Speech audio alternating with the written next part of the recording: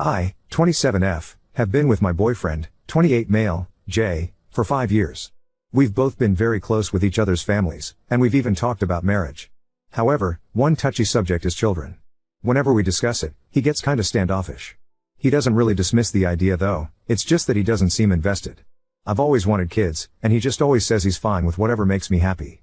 Ever since, I've been content with this situation. However, things escalated during this holiday season. Our setup has always been that Jay spends Christmas Eve and dinner with my family, then I spend Christmas Day with his family. This was the first Christmas I'll spend with my first and only niece, 2F, Anna. She spent her first Christmas in the hospital due to her health condition, but she's okay now, so I made sure to spend a lot of time with her. We played a lot, we opened gifts together, and I even reenacted Anna's favorite storybook using her favorite doll. We even had matching outfits. My sister, 30F, Amy, thanked me for giving her and her husband some relief from childcare the entire day. However, Amy also said she noticed that Jay, who was just either sitting on the couch watching me or helping my mom with the dishes, was kinda distant with Anna. I told her I've also noticed that before, and I just chalked it up to maybe Jay was hesitant and awkward to play with Anna because he feels he's just my boyfriend. Then Amy said she won't mind, since she and her husband already treat Jay as part of our family. I then went back to Jay and encouraged him to play with Anna and help us set up her new dollhouse, but he said he's not feeling too well. He ended up drinking a few more beers and stayed on the porch by himself, scrolling on his phone. I didn't press harder and thought he might really just be feeling under the weather. I just want to add for context that Jay isn't an alcoholic. He's a sweet, wonderful, funny man who's sometimes broody and deep in thought, but he's never abusive, manipulative, or moody, and he only drinks on special occasions. The next day, on Christmas Day, we had lunch with Jay's family. Afterward, I volunteered for cleanup to help Jay's mom, 62F, Mary, and brother, 31M, John. Jay's family was the best any significant other could ever ask for. They're very sweet and supportive of us, but they're never prying. They always check up on us, but they never overstep. So, as we were cleaning up, Mary asked me how my sister's baby was. They helped with the bills when Anna was hospitalized last year. I told them that Anna's in great condition now, and that she already spent the Christmas at home. They were very delighted upon hearing this. Then, I shared with them the thing I noticed about Jay. Initially, I thought maybe Mary could just give me advice on how to approach the issue with Jay since he's clearly not the playing with kids kind of guy, but then John casually said something like, "Oh, because of Rosie," then Mary quickly shushed him. Rosie was the daughter of Jay and John's eldest sister, Beth, 35F. I never knew the actual details because everyone was very secretive about it, but all I knew was that Rosie passed away when she was just 3 years old and Beth and her husband moved away afterward. I never met them in person. So, later that night, when Mary, John, and the other family members got a bit more drunk and Jay was already sleeping in the bedroom, they told me the story. I didn't force them or anything. Apparently, Jay, being the youngest of the siblings, was really close with Rosie back then. Jay was just around 14 years old when Rosie was born, so he became the super fun uncle, like I am now with Anna. He was actually Rosie's best friend.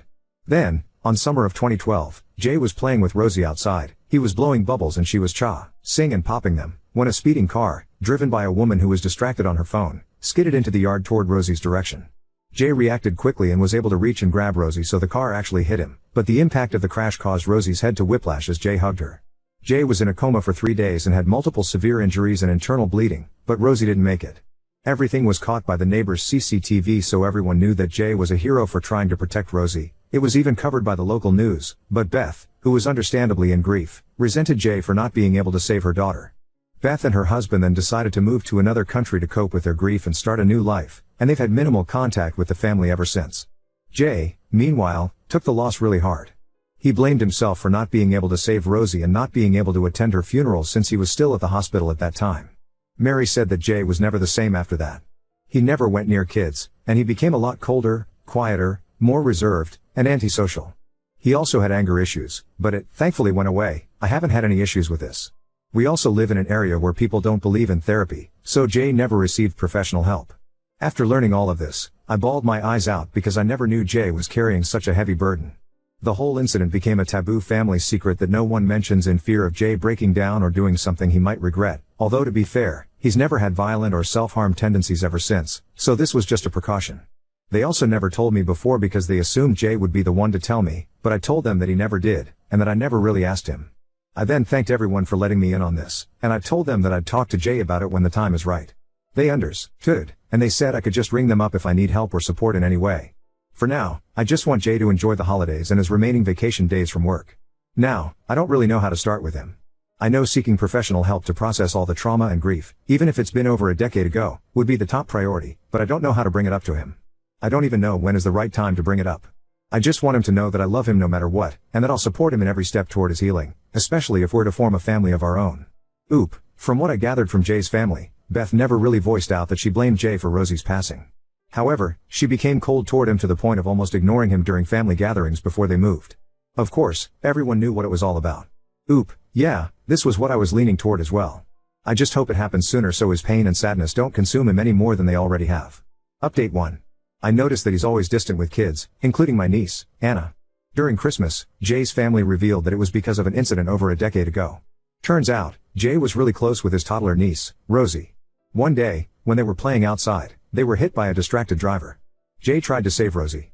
He sustained severe injuries, but Rosie still didn't make it. Beth, Rosie's mom and Jay's sister, acted cold toward Jay after this, then she and her husband moved to another country after a few months. From then on, Jay's personality changed, becoming cold and antisocial, and he never received professional help. All of this has become Jay's family's dirty secret. Since learning about Rosie and posting here on Reddit, I've been so conflicted about what to do. A lot of you had opposing opinions, and all of them had merit, but knowing Jay and how he'd most likely react, I chose to keep it a secret until I find the perfect time. What I didn't anticipate was that the perfect time would come in the form of a pregnancy scare. Back in January, I had a false positive. Everything happened so quickly within a day. I had a roller coaster of emotions, but bottom line was that I'm not pregnant after all. When Jay got back home that night, I knew I had to tell him everything. I told him I had a pregnancy scare, but he has nothing to worry about since it ended up being negative. At that moment, I saw all the blood drain from his face, and he became so pale that I was worried he was going to faint. I was holding his hand, and he became so sweaty and cold and shaky. He rushed to our refrigerator to get some water, and it was obvious he was spiraling really hard. That was when I told him I knew about Rosie. I came clean because I knew that was what he was panicking about. I assured him that I'm by his side, and he could react however he wanted to. I repeatedly apologized for disrespecting his trust and lying to him for weeks. I also asked him to please not be mad at his family because they meant well when they told me. Throughout all of it, I couldn't really read Jay's expressions. I wasn't sure if he was about to scream out of anger or burst into tears. I told him that we don't have to talk about it any further if he doesn't want to, but I'd be willing to listen and support him whenever he's ready. His only response that time was him asking me if I wanted to break up with him, which confused me. I told him of course not, then we hugged, then he said he needs some time to process everything before we discuss it, which I respected. For the rest of the week, we tried to interact like nothing happened, but everything was awkward since there's this huge thing hanging between us. The following weekend, which was 8 days after, we finally sat down and talked about everything. He started by apologizing for not telling me sooner, but he revealed that his last girlfriend dumped him after he told her about Rosie. He said he was so relieved after I reassured him that I wouldn't do that. He then told me that it was something that's been weighing him ever since, and he's confirmed that he never sought or received professional help. However, he said he's very much open to doing that, but he didn't think he's ready yet. He also said he's afraid to go down that path because it might release some inner demons and drag me down with him. Another thing Jay told me was that ever since Rosie was born, he felt an instant and deep connection and a sense of responsibility for her, even when he was just a teenager that time. He said that having Rosie in his life made him realize how much he wanted to be a father when he's older. However, since the incident, he's afraid of messing things up again, so he never really considered having kids from then on despite really wanting to do so. I then reassured him that we're on the same page on this. Although I also want to have kids with him in the future, I don't want to force it on him when he's not yet ready. He also said that whenever he sees me with Anna, my niece, he gets kinda jealous because he wants to join us every time. However, he constantly reminds himself to keep his distance just to be safe. I told him he doesn't have to worry about that, and that he's more than welcome to join us if he wants to. I also told him that my sister and the rest of my family actually considers him a part of our family, just to reassure him more. Jay tried to lighten the mood by joking and saying now that I know everything about him and still didn't break up with him, I could finally expect a proposal anytime soon. We both had a good laugh, but we agreed to wait for his recovery first before getting engaged or discussing our future family. During our discussion, Jay also had another heartbreaking revelation. He said that during the height of the pandemic, Beth's husband, Brian, reached out to him. Brian said that Beth H had COVID and was confined in a hospital, and that he was already running low on funds due to bills and unemployment. He also said that Beth had been almost catatonic since Rosie's passing. She had been resistant to any outside and professional help, but she was institutionalized for about a year after a self-harming incident. For the past decade, she'd been cold, distant, and withdrawn from society. Apparently, the rest of Jay's family also knew about all this, but again, they just swept it under the rug. To be fair, they had been helping Brian by sending financial aid to support Beth, but their version of the story was that Beth had just gone low contact since they moved. Also, to be very clear, Jay said that Beth never blamed him for what happened to Rosie, although he initially felt that way when he was younger. It was more of their parents interpreting and spinning things a certain way to avoid tarnishing their family's reputation, but when Brian reached out to him directly years ago, he started to understand better. However, he still hasn't processed everything, and he still partly blames himself for the whole thing. For now, what we're exploring is couples therapy so we can discuss our mutual issues in a safe and pressure-free space, and hopefully, kind of ease him into the world of therapy.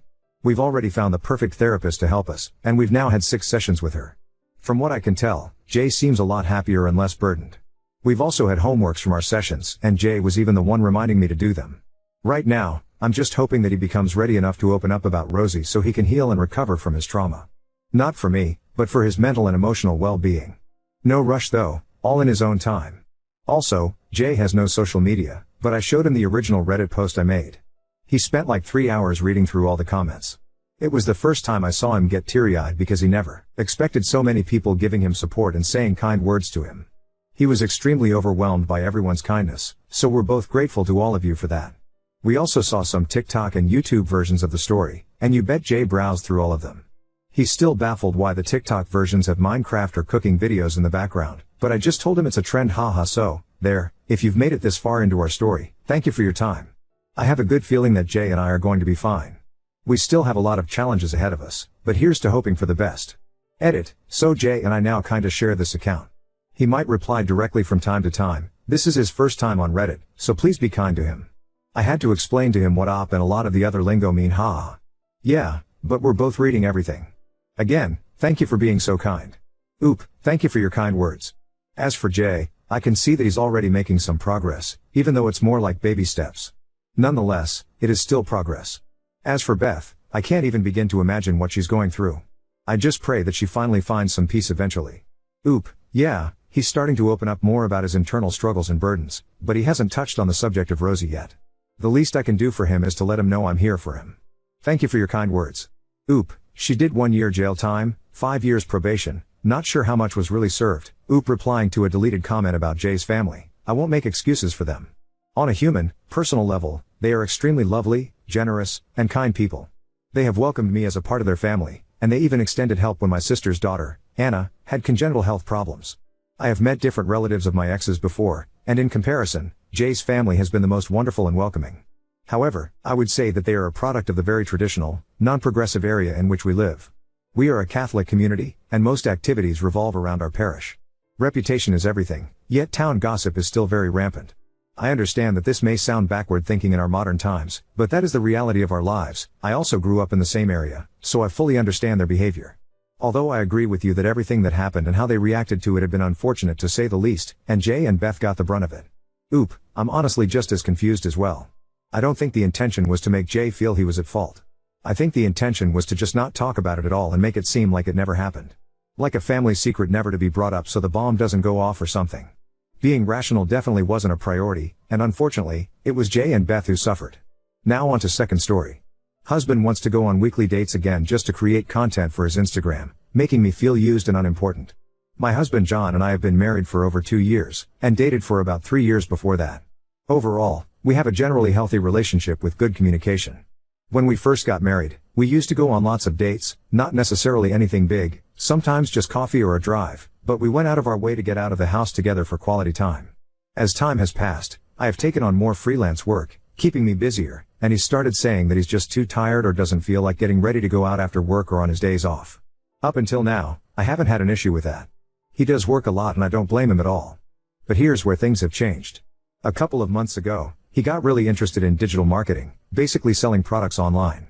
He bought an expensive course to help him learn, and has started trying to consistently post 3 times a day in order to build a following on a new Instagram account, so he's really putting a lot of work into this. I'm not holding my breath that it will work out for several reasons that I won't get into here, unless you want them, but I've never discouraged him from doing it. When he gets stressed, I encourage him. I tell him often that I'm proud of all his hard work, etc. I only mention that to say that I'm not against him trying this out and haven't put him down for it ever.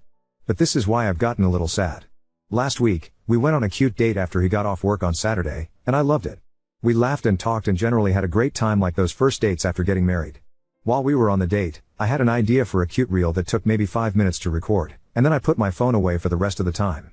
When we got home, I created and posted the reel, Adding him as a collaborator with his new digital marketing Instagram account, at his request. I guess he's gotten advice to post real life things, not just videos trying to sell, no biggie. I didn't mind. Well, since I already have a following, small, but bigger than his, that reel did better than any of the other ones on his account. Great. We both thought. But, now he's asked to go on a small date every Saturday. At first I was so happy. I'd love to get back to our regular dates, but then he said it would be so that we could get content for his page. He asked if I could be a collaborator on all or most of the posts, but if he could post them himself so he gets the credit for the engagement. I guess all the views / likes / etc. don't actually bump his page analytics since I was the one who created the post? I'm feeling hurt because for over a year, he hasn't shown much interest in taking me out. Now all of a sudden, because he needs content and saw how I could help his view count go up, he wanna go end dates, though. I guess I'm just feeling used and like I'm not any kind of a priority. I feel like the dates won't even count as actual dates because he's not asking to go out to spend time with me. I do want to reiterate that I'm not opposed to him doing this side job, and I'm not even opposed to helping him or collaborating on posts, though I'd prefer not to do it every week. I'm actually really happy, whether or not it works out as a moneymaker, that he's just putting a lot of effort into something that excites him. I haven't seen him this into anything maybe ever. I'm asking for advice because I don't know if I should bring this up to him or not, and if I do, what should I say? The last thing I want to do is make him feel bad or discourage him in his new endeavor. Should I just be grateful to be going on dates again? Am I being selfish? Thanks for any and all advice and sorry if this is very long. If this could be posted to sub, I'm open to suggestions. I couldn't post a relationship advice because it has a yes or no question lol. Edit, because so many people are getting hung up on the double standard of me making content on the date, but not wanting him to. I just want to clarify that I'm not a content creator by any means. I asked if he'd want to do this reel and he said yes, and it's not a regular thing as I don't post much. To me the difference here is that the whole point of these dates moving forward will be to get content, and for him it will be work, where for me it was just a fun thing for us. Maybe this doesn't make a difference, but that's just how I see it in my head. Update 1. Many of the comments said that the best thing to do was probably just take the win and find the good in my situation, but if it's really bothering me, to bring it up to John. I honestly didn't want to, but I didn't want to be upset on every date either, so I decided to give it a trial run and see how I felt after. I waited 2 weeks to make a decision, and chose to go ahead and mention it to him. For those of you who think I'm some dramatic witch whose husband could never do enough to make her happy, I told him, I was sure how I felt wasn't how he intended to come across, but then explained what I had been thinking. Sure enough, as many of you said, he was just killing 2 birds with 1 stone. I told him I was totally fine creating content on our dates, but I just didn't want to feel like that was why we were on a date. He said that he understood and would be careful about it, and that if I was bothered or wanted to have a no content date, to just let him know. So, that's the good part. The next part was a little tougher. For the advice of a couple of you with either digital marketing or MLM experience, I had the tough pyramid scheme talk. I told him before, during and after this conversation that no matter what he chooses to do, I will support him and help him, but I also explained to him a few things.